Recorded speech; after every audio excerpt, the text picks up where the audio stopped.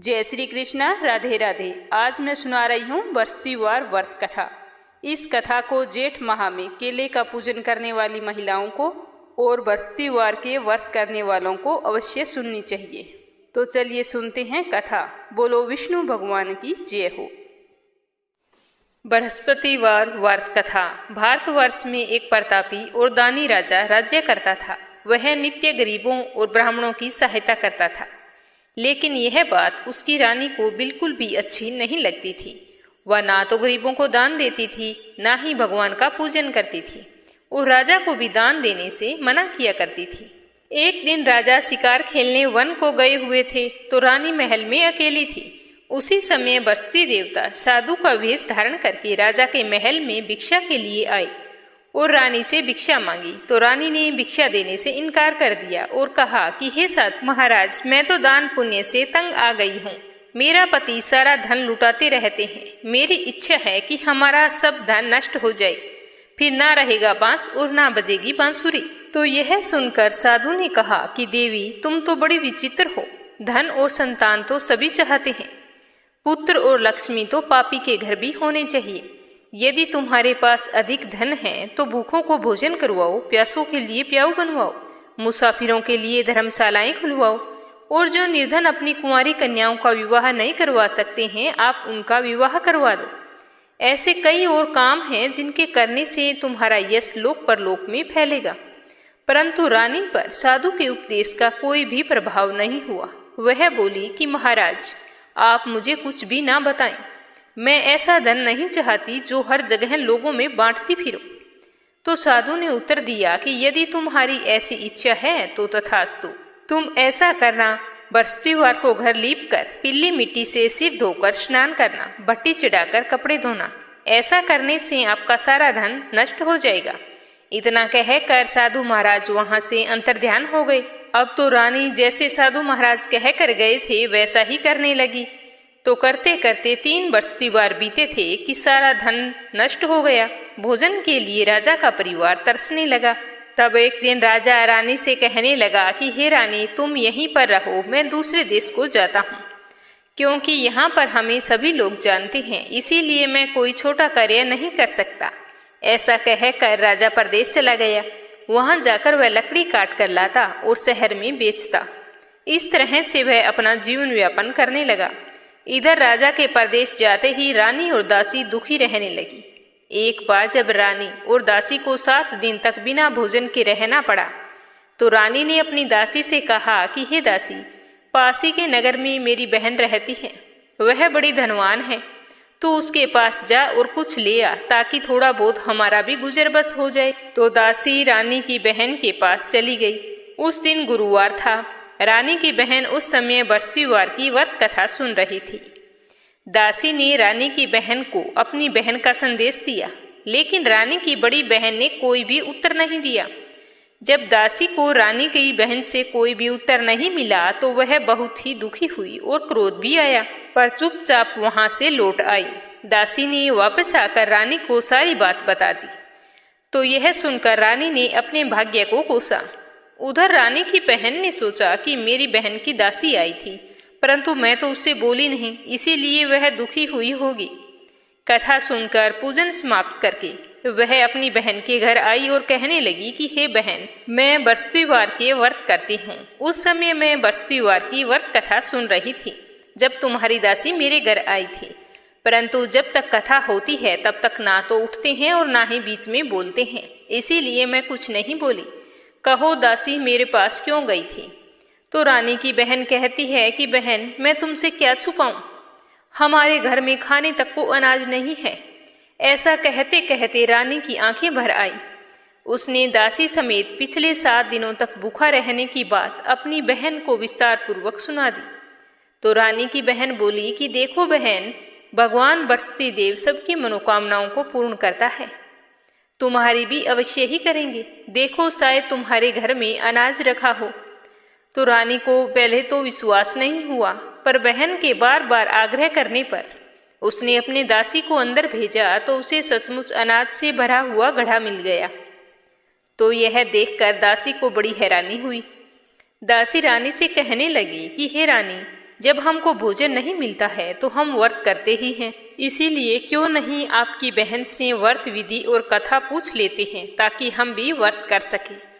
तब रानी ने अपनी बहन से बस्तीवार व्रत के बारे में पूछा तो उसकी बहन ने बताया कि बस्तीवार के व्रत में चने की दाल और मुनक्का से विष्णु भगवान का केले की जड़ में पूजन करें तथा दीपक जलाएं, व्रत कथा सुने और पीला भोजन करें। इससे बस्ती देव प्रसन्न होते हैं। व्रत और पूजन की विधि बताकर रानी की बहन अपने घर को लौट गई। 7 दिन बाद जब गुरुवार आया तो रानी और दासी ने व्रत रखा। गुड़साल में जाकर चना और गुड़ लेकर आई। फिर उसे केले की जड़ तथा विष्णु भगवान का पूजन किया और व्रत कथा सुनी। अब पीला भोजन कहाँ से आए, इस बात को सोच सोचकर दोनों बहुत ही दुखी थे। उन्होंने व्रत रख रखा था, इसलिए बस्ती देव तो उनसे बहुत ही खुश थे। तो बस्ती देव ने एक साधारण व्यक्ति का रूप धारण करके 2 थालों में सुंदर पीला भोजन दासी को देकर चले गए। तो भोजन पाकर दासी बहुत ही प्रसन्न हुई और फिर रानी और दासी ने साथ मिलकर भोजन किया। उसके बाद वे सभी गुरुवार को व्रत और पूजन करने लगी। भगवान बस्ती देव की कृपा से उनके पास फिर से धन संपत्ति आ गई, परंतु रानी तो पहले की तरह ही आलस्य करने लगी। तब दासी बोली कि देखो रानी, तुम पहले भी इसी तरह आलस्य करती थी। तुम्हें धन रखने में, उठाने में, बांटने में कष्ट होता था। इसी कारण से हमारा सभी धन नष्ट हो गया था। अब जब हमें बस्ती देव की कृपा से दोबारा धन मिला है तो तुम्हें फिर आलस्य आने लगा है। तो रानी को समझाते हुए दासी कहती है कि हे रानी, बड़ी मुसीबतों के बाद में हमने ये धन पाया है, मैं इसे खोना नहीं चाहती। इसीलिए हमें दान पुण्य करना चाहिए, भूखे मनुष्यों को भोजन करवाना चाहिए और धन को शुभ कार्यों में खर्च करना चाहिए, जिससे तुम्हारे कुल का यश बढ़ेगा, स्वर्ग की प्राप्ति होगी और आपके पितृ भी प्रसन्न होंगे। तो दासी की बात मानकर रानी अपने धन को शुभ कार्यों में खर्च करने लगी, जिससे पूरे नगर में उसका यश फैलने लगा और खूब प्रशंसा होने लगी। उधर राजा एक दिन दुखी होकर जंगल में एक पेड़ के नीचे आसन जमाकर बैठ गए। वहां अपनी दशा को याद करके व्याकुल होने लगे। बृहस्पतिवार का दिन था। एकाएक उसने देखा कि निर्जन वन में एक साधु प्रकट हुए हैं। वो साधु तो स्वयं बस्ती देवता थे। लकड़हारे के सामने आकर बोले कि हे लकड़हारे, तू उन सुनसान जंगल में चिंता मगन क्यों बैठा है? लकड़हारे ने दोनों हाथ जोड़कर प्रणाम किया और उत्तर दिया कि महात्मा जी, आप तो सब कुछ जानते हैं, मैं आपसे क्या कहूँ। यह कहकर वह रोने लगा और रोते रोते उसने साधु को अपनी सारी आत्म कथा सुनाई। तो साधु महाराज ने कहा कि तुम्हारी स्त्री ने बृहस्पतिवार के दिन बृहस्पति भगवान का निरादर किया है, जिसके कारण रुष्ट होकर उसने तुम्हारी यह दशा कर दी है। अब तुम चिंता को दूर करके मेरे कहने पर चलो, तुम्हारे सब कष्ट दूर हो जाएंगे और भगवान तुम्हें पहले से अधिक धन संपत्ति देंगे। तुम बृहस्पतिवार के दिन कथा किया करो, व्रत किया करो। 2 पैसे के चने मुनक्का लाकर उसका प्रसाद बनाओ। शुद्ध जल से लोटे में शक्कर मिलाकर अमृत तैयार करो। कथा के पश्चात अपने सारे परिवार और सुनने वाले प्रेमियों में अमृत व प्रसाद बांटकर स्वयं भी ग्रहण करो।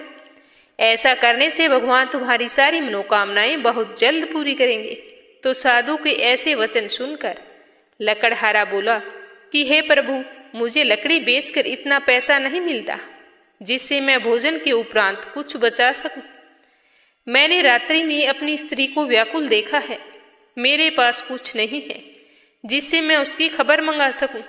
तो साधु ने कहा कि हे लकड़हारे, तुम किसी बात की चिंता मत करो। बृहस्पतिवार के दिन तुम रोजाना की तरह लकड़ियां लेकर शहर को जाओगे तो तुमको रोज से दुगना धन प्राप्त होगा, जिससे तुम भली भांति भोजन भी कर लोगे तथा बृहस्पति देव की पूजा का सामान भी आ जाएगा। इतना कहकर साधु अंतर्ध्यान हो गए। धीरे धीरे समय व्यतीत होने पर फिर वही बृहस्पतिवार का दिन आया। लकड़हारा जंगल से लकड़ी काटकर किसी शहर में बेचने गया। उस दिन उसे और दिन से अधिक पैसा मिला। राजा ने चना गुड़ा दिलाकर गुरुवार का व्रत किया। उस दिन से उसके सारे क्लेश दूर हो गए। परंतु जब दोबारा गुरुवार का व्रत आया तो राजा व्रत करना भूल गया। इसी कारण बस्ती देव नाराज हो गए। उस दिन उस नगर के राजा ने एक विशाल यज्ञ का आयोजन किया था। तथा शहर में यह घोषणा करवाई थी कि कोई भी मनुष्य अपने घर में भोजन नहीं बनाएगा और ना ही आग जलाएगा। समस्त जनता मेरे यहाँ आकर भोजन करेगी। जो इस आज्ञा को नहीं मानेगा उसे फांसी की सजा दी जाएगी। इस तरह की घोषणा राजा ने संपूर्ण नगर में करवा दी। राजा की आज्ञा अनुसार शहर के सभी लोग भोजन करने गए, लेकिन लकड़हारा तो कुछ देरी से पहुंचा। इसीलिए राजा उसे अपने साथ अपने घर ले आए और ले जाकर भोजन करवा रहे थे। तभी रानी की दृष्टि उस घूंटी पर पड़ी जिस पर रानी का 9 लखा हार लटका हुआ था। तो रानी ने सोचा कि हार तो वहां पर है नहीं, निश्चय इसी मनुष्य ने मेरा हार चुराया है। तो रानी ने उसी समय सिपाहियों को बुलाकर उसको कारागार में डलवा दिया। जब लकड़हारा कारागार में पड़ गया तो वह बहुत ही दुखी होकर विचार करने लगा कि ना जाने मैंने कौन से पूर्व जन्म में बुरे कर्म किए थे जिससे मुझे यह दुख प्राप्त हुआ है। और उसी साधु को याद करने लगा जो उसे जंगल में मिला था। उसी समय तत्काल बृहस्पतिदेव साधु का रूप धारण करके प्रकट हुए और उसकी दशा देखकर कहने लगे कि अरे मूर्ख, तूने बृहस्पतिदेव की कथा नहीं की और ना ही व्रत किया, इसी कारण तुझे यह दुख प्राप्त हुआ है। तो लकड़हारा बोला कि मुझे क्षमा करो महाराज, और इस दुख से निकलने का मुझे कोई उपाय बताओ। तो साधु बोला कि तुम चिंता मत कर, बृहस्पतिवार के दिन तुझे कारागार के दरवाजे पर 4 पैसे पड़े मिलेंगे। तो उनसे बृहस्पतिदेव की पूजा करके व्रत रखना, तेरे सभी कष्ट दूर हो जाएंगे। तो जैसे ही बृहस्पतिवार का दिन आया उसे जेल के दरवाजे पर 4 पैसे पड़े मिले। तो लकड़हारे ने कथा कही। उसी रात्रि को बृहस्पतिदेव ने उस नगर के राजा को सपवन में दर्शन देकर कहा कि हे राजन, तुमने जिस आदमी को कारागार में बंद किया है वह निर्दोष है, वह दूसरे राज्य का राजा है। प्रातः होते ही उसे छोड़ देना। रानी का हार उसी खूंटी पर लटका है। अगर तू ऐसा नहीं करेगा मैं तेरे सारे राज्य को नष्ट कर दूंगा। ऐसा कहकर बृहस्पतिदेव अंतर्ध्यान हो गए।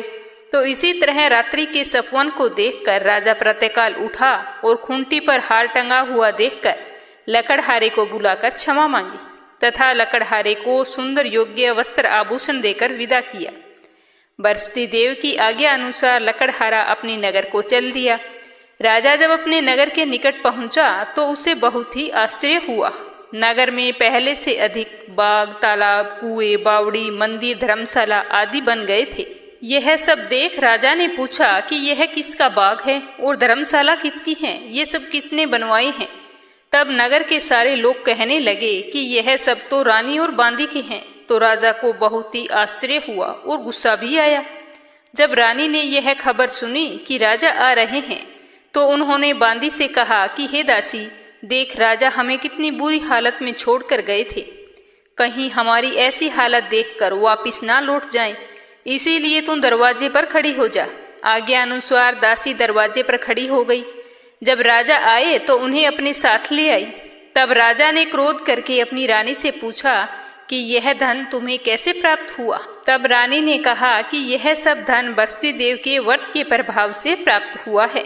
तो राजा ने निश्चय किया कि 7 रोज बाद तो सभी बृहस्पतिदेव का पूजन करते हैं, व्रत करते हैं, लेकिन मैं तो रोजाना व्रत किया करूंगा और दिन में 3 बार कहानी कहा करूंगा।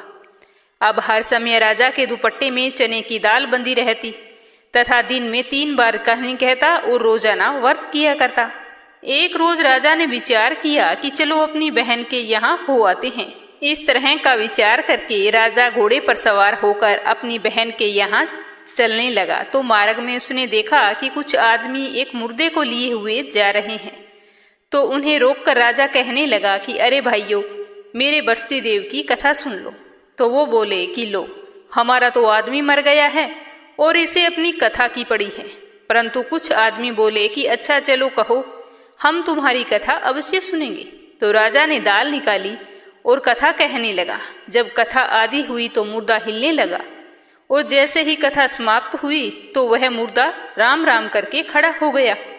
आगे मार्ग में उसे एक किसान हल चलाता हुआ मिला।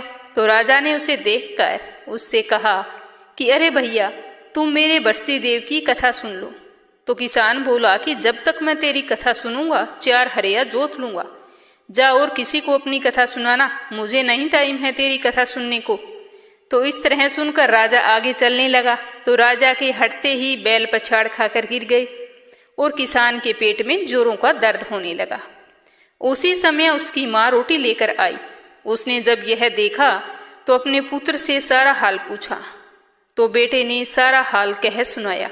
तो बुढ़िया दौड़ी दौड़ी उस घुड़सवार के पास गई और उससे बोली कि मैं तेरी कथा सुनूंगी, तू अपनी कथा मेरे खेत पर चलकर कहना।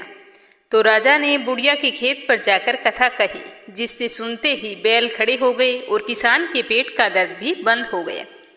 राजा ऐसा करते करते अपनी बहन के घर पहुंचा। बहन ने भाई की खूब खातिरदारी की। दूसरे रोज प्रातःकाल उठा तो वह देखने लगा कि सारे लोग भोजन कर रहे हैं। तो राजा ने अपनी बहन से कहा कि बहन, यहाँ कोई ऐसा मनुष्य है जिसने अभी तक भोजन ना किया हो, जो मेरी बस्ती देव की कथा सुन ले। तो बहन बोली कि हे भैया, यह ऐसा देश है, यहाँ लोग पहले भोजन करते हैं और बाद में कोई अन्य काम करते हैं। अगर कोई पड़ोस में है तो मैं देख आती हूँ। ऐसा कहकर वह देखने चली गई, परंतु उसे ऐसा कोई व्यक्ति नहीं मिला जिसने भोजन ना किया हो। अतः वह एक कुम्हार के घर गई, जिसका लड़का बीमार था। उसे मालूम हुआ कि उनके यहाँ 3 रोज से किसी ने भी भोजन नहीं किया है। रानी ने अपने भाई की कथा सुनने के लिए कुम्हार से कहा, तो कुम्हार कथा सुनने के लिए तैयार हो गया। तो राजा ने उसके घर जाकर बस्ती देव की कथा कही, जिस कथा को सुनकर उसका लड़का ठीक हो गया। अब तो राजा की खूब प्रशंसा होने लगी। एक रोज राजा ने अपनी बहन से कहा कि हे बहन, हम अपने घर को जाएंगे, तुम भी तैयार हो जाओ। तो राजा की बहन ने अपनी सास से कहा। तो सास ने कहा कि हाँ चली जा, परंतु अपने बच्चों को मत लेके जाना, क्योंकि तेरे भैया के कोई औलाद नहीं है। तो बहन ने अपने भैया से कहा कि हे भैया, मैं तो चलूंगी, परंतु कोई बालक नहीं जाएगा। तो राजा बोला कि जब कोई बालक नहीं जाएगा तो तुम चलकर क्या करोगे। बड़े दुखी मन से राजा अपने नगर को लौट आया।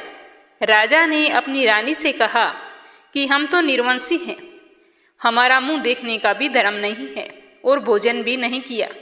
तो रानी बोली कि हे प्रभु, बस्ती देव ने हमें सब कुछ दिया है, तो वो हमें औलाद भी अवश्य देंगे। उसी रात को बस्ती देव ने सपवन में राजा से कहा कि हे राजा, सारी सोच त्याग दे, तेरी रानी गर्भ से है। राजा को यह बात सुनकर बड़ी खुशी हुई। 9वें महीने रानी ने एक बहुत ही सुंदर पुत्र को जन्म दिया। तब राजा बोला कि हे रानी, स्त्री भोजन के बिना रह सकती है, परंतु कहे बिना नहीं रह सकती। जब भी मेरी बहन आवे तो उसे कुछ भी मत कहना। तो रानी ने सुनकर हाँ कर दी। लेकिन जब राजा की बहन ने यह शुभ समाचार सुना तो वह बहुत ही खुश हुई और बधाई लेकर अपने भैया के यहाँ आई। तो आते ही रानी ने कहा कि घोड़ा चढ़कर तो नहीं आई, गधा चढ़ी आई हो। तो राजा की बहन बोली कि भाभी, अगर मैं इस प्रकार तुम्हें ना कहती तो औलाद कैसे मिलती। बस्ती देव ऐसे देव हैं जिसकी जैसी मन में कामना हो वे उसी को पूर्ण करते हैं। जो सद्भावना पूर्वक बस्तीवार का व्रत करता है, कथा पढ़ता है, सुनता है अथवा दूसरों को सुनाता है, बस्ती देव उसकी सभी मनोकामनाएं पूर्ण करते हैं। भगवान बस्ती देव उसकी सदैव रक्षा करते हैं। संसार में जो मनुष्य सद्भावना से भगवान जी का पूजन व्रत सच्चे हृदय से करते हैं तो उसकी सभी मनोकामनाएं अवश्य पूर्ण होती है। जैसी सच्ची भावना से रानी और राजा ने उनकी कथा का गुणगान किया तो उनकी सभी इच्छाएं पूरी हुई। इसीलिए पूर्ण कथा करने के बाद में प्रसाद लेकर जाना चाहिए और सच्चे हृदय से उनका मनन करते हुए जयकारा लगाना चाहिए।